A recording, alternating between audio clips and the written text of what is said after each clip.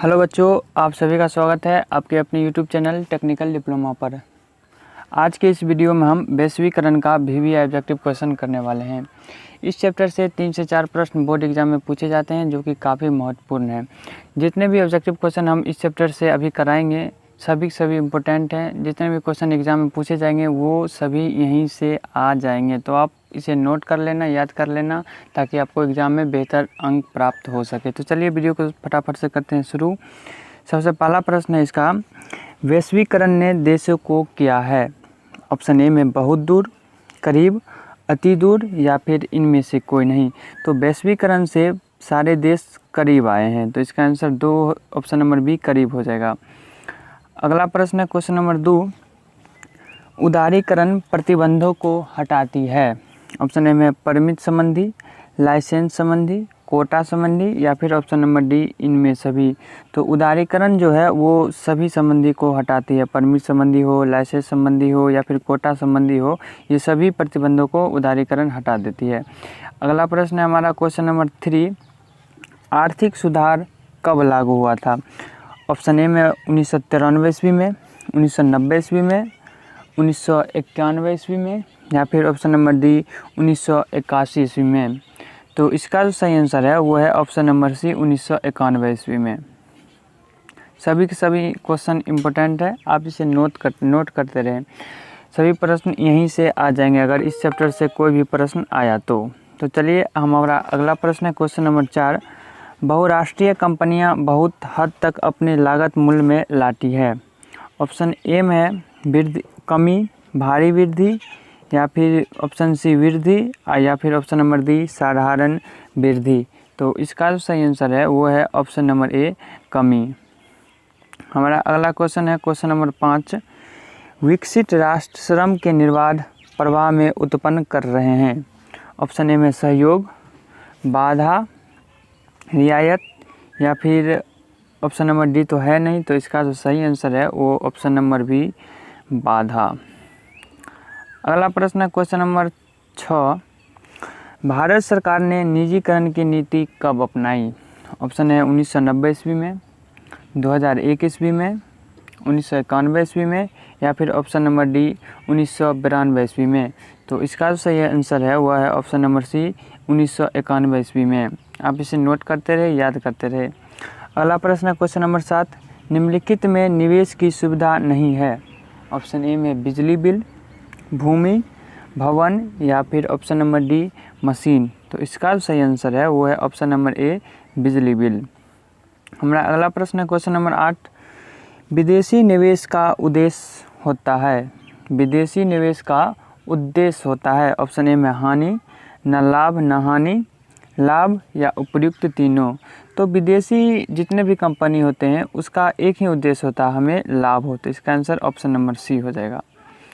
अगला प्रश्न है क्वेश्चन नंबर 9, प्रौद्योगिकीकरण के विकास से वैश्वीकरण की गति प्रभावित हुई। तेज गति से, धीमी गति से, मध्यम गति से या फिर ऑप्शन नंबर डी इनमें से कोई नहीं। तो इसका जो सही आंसर है वो है ऑप्शन नंबर ए तेज गति से।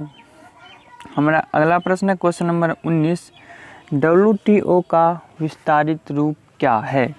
ऑप्शन ए की अगर हम बात करें तो women trade organization, world trade organization, world tour organization या फिर option number D which trade organization.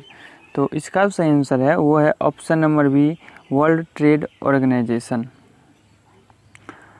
हमारा अगला प्रश्न है क्वेश्चन नंबर 11, आज के पहले आए वैश्वीकरण के दौर का वर्ष क्या था। ऑप्शन ए में 1670 से 1714 ईस्वी, 1770 से 1914 ईस्वी या फिर 1870 से 1914 ईस्वी। तो इसका जो सही आंसर है वो ऑप्शन नंबर सी 1870 से 1914 ईस्वी। हमारा अगला प्रश्न है क्वेश्चन नंबर 12, वैश्वीकरण का नकारात्मक प्रभाव बिहार में पड़ा।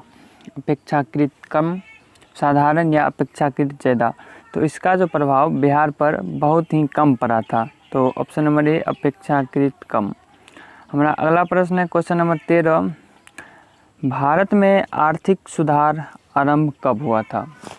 ऑप्शन ए में 1991 ईस्वी, 1990 ईस्वी, 1992 ईस्वी या ऑप्शन नंबर डी 1993 ईस्वी। तो इसका सही आंसर है वो है ऑप्शन नंबर ए 1991 ईस्वी। हमारा अगला प्रश्न है क्वेश्चन नंबर 14, बाजार व्यवस्था का महत्वपूर्ण अंग है उपभोग, ब्याज, संपत्ति या ऑप्शन नंबर डी जमीन। तो इसका सही आंसर है वो है ऑप्शन नंबर ए उपभोग। हमारा अगला प्रश्न है क्वेश्चन नंबर 25, उत्पादन संबंधी सारी क्रियाएं निर्भर करती है विद्यार्थियों पर, किसानों पर या फिर ऑप्शन नंबर सी उपभोक्ताओं पर। तो उत्पादन के जितने भी काम होते हैं वो उपभोक्ताओं पर निर्भर करते हैं। ऑप्शन नंबर सी इसका सही आंसर हो जाएगा। हमारा अगला प्रश्न है क्वेश्चन नंबर 16, उपभोक्ताओं का सदैव होता है दोहन, शोषण, उत्पीड़न या उपर्युक्त तीनों। तो उपभोक्ताओं को दोहन भी होता है, शोषण भी होता है, उत्पीड़न भी होता है, इसलिए ऑप्शन नंबर डी इसका सही आंसर हो जाएगा उपर्युक्त तीनों। अगला प्रश्न है क्वेश्चन नंबर 17, उपभोक्ताओं को होना चाहिए दायित्व का ज्ञान, कर्तव्य का ज्ञान, अधिकार का ज्ञान या उपर्युक्त तीनों। तो जितने भी उपभोक्ता होते हैं उसको ये भी जरूरी है, ये भी जरूरी है, ये भी जरूरी है, अर्थात इसका आंसर ऑप्शन नंबर सी उपर्युक्त तीनों हो जाएगा। हमारा अगला प्रश्न है क्वेश्चन नंबर 18, वैश्वीकरण के इस दौर में उपभोक्ताओं को होना चाहिए ऑप्शन ए में बेवकूफ़, धूर्त, जागरण या उपर्युक्त तीनों। तो इसका सही आंसर है वो है ऑप्शन नंबर सी जागरूक। हमारा अगला प्रश्न है क्वेश्चन नंबर 19, अंतर्राष्ट्रीय व्यापार संबंधी नियमों को निर्धारित करने वाली कौन सी संस्था है। फिर से क्वेश्चन सुनना, अंतर्राष्ट्रीय व्यापार संबंधी नियमों को निर्धारित करने वाली संस्था कौन है, विश्व बैंक, IMF, UNO या फिर ऑप्शन नंबर डी इनमें से कोई नहीं। तो इसका सही आंसर है वो है ऑप्शन नंबर डी इनमें से कोई नहीं। तो ये था हमारा VVI ऑब्जेक्टिव क्वेश्चन वैश्वीकरण का। आशा करता हूँ ये वीडियो आपको अच्छी लगी हो। अगर आपको वीडियो अच्छी लगे तो यार जल्द से जल्द चैनल को सब्सक्राइब करके बेल आइकन को दबा लो, ताकि हमारा जो लक्ष्य है 1000 सब्सक्राइबर का वो जल्द से जल्द पूरा हो सके।